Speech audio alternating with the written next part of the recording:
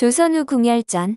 선조와 광해군의 여인으로 나쁜 궁녀의 대명사로 불리는 상궁 김씨. 김계시로 더 많이 알려진 상궁 김씨는 선조와 광해군 때의 상궁인데 연산군 때의 장녹수와 함께 조선시대 대표적인 나쁜 궁녀 대명사로 불립니다. 광해군에게 총애를 받았으며 이 총애를 등에 업은 채 비선실세처럼 국정에 관여하고 매관매직을 일삼는 등 권력을 휘두르다 인조반정으로 인해 참수되었습니다. 계시의 시가 똥시자이기 때문에 실제 이름은 김계똥이었을 것으로 흔히들 생각하지만 계축일기에는 가희라는 이름으로 등장하고 연려실기술과 공사견 문록 등에는 계희, 가희라고 표기되어 있습니다. 이런 점으로 보아 그녀의 이름 계시는 기존에 흔히 알려져 있는 개똥이가 아니라 가희의 음차인 것으로 보입니다. 그녀는 천린의 딸이었지만 선조 때 광해군의 궁녀로 들어갔다가 선조의 궁녀로 자리를 옮기게 되는데 이 때문에 광해군과 선조의 나쁜 관계를 잘 중재할 수 있었던 것으로 보입니다. 광해군의 왕위 계승을 위해 광해군을 추종하는 세력인 대북파와 손을 잡았는데 광해군이 즉위한 후에는 지밀나인이 되었다가 훗날 제조상궁이 되었습니다. 선조가 광해군을 눈엣 가시로 여기고 영창대군으로 세자를 바꾸려고 하는 상황에서 광해군을 김계시가 도왔다는 기록이 있으며 이후 선조가 급사한 후 광해군이 왕이 되자 김계시는 광해군의 총애를 받게 됩니다. 광해군이 그녀를 아낀 것은 여인으로서의 매력보다는 뛰어난 판단 능력과 정치적 감각 때문으로 선조의 독살설에서 그녀가 있었다는 설들이 난무합니다. 덕택의 국정에 관여하며 권신 이이청과 쌍벽을 이룰 정도로 권력을 휘둘렀는데 거의 후궁이나 마찬가지였지만 그녀의 지위는 상궁에 머물렀습니다. 이것은 후궁이 되면 궁박 출입이 불가하기 때문에 일부러 상궁 자리에 머무르며 궁박 출입을 자유롭게 하며 정치적 행동을 하려는 계산이었다고 합니다. 선왕의 특별 상궁을 가까이 한다 하여 비난의 소리가 있었으나 광해군은 김계시를 신임했고 김계시 역시 광해에게 충심을 다하며 온갖 악역을 도맡아 했습니다. 그녀는 반대 세력인 소북파 숙청 작업, 선조의 유일 적자인 영창대군 사망, 영창대군의 어머니인 인모광후 서궁유패에 상당한 역할을 하였습니다. 권력을 잡고 난 이후 김계시는 관직을 돈을 받고 파는 매관매직을 일삼는 등 큰 비리를 저질렀고 윤선도, 이해 등이 여러 번 상소에 논핵하였으나 도리어 그들이 유배되었습니다. 조야진묘에 따르면 그의 권력은 중전 유씨를 능가하여 광해군이 어느 후궁의 처소에 침소를 드는 것까지 광해군에게 직접 정해줬다고 합니다. 광해군의 후원 속에 김계시는 관리들의 인사에도 나섰는데 위로 감사병사 수사부터 아래로 권관, 찰방에 이르기까지 천냥, 백냥 하는 식으로 관리를 낙점하는 어처구니 없는 상황도 벌어졌습니다.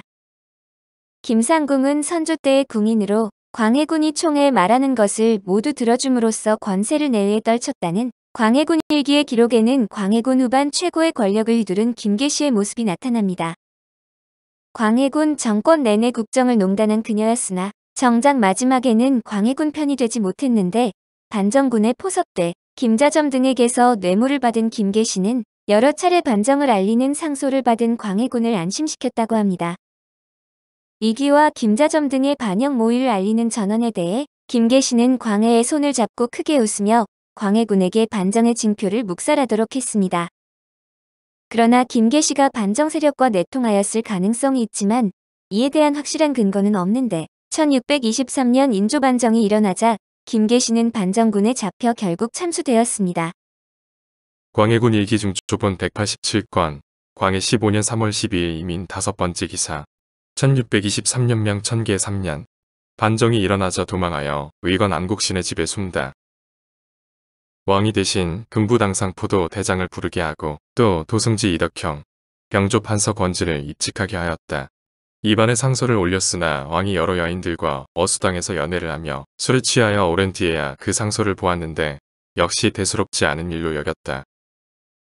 이에 유희분 박승종이 두세 번 비밀리에 아뢰어 속히 조사하게 할 것을 청하였으므로 이명을 내렸다.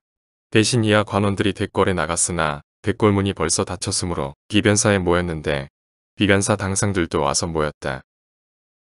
도감대장 이응립은 군사를 거느리고 궁성을 호위하게 하고 흥립은 박승종의 사돈으로서 그의 추천으로 직임을 제수받았는데 이때 은밀히 반정군과 합세하였다.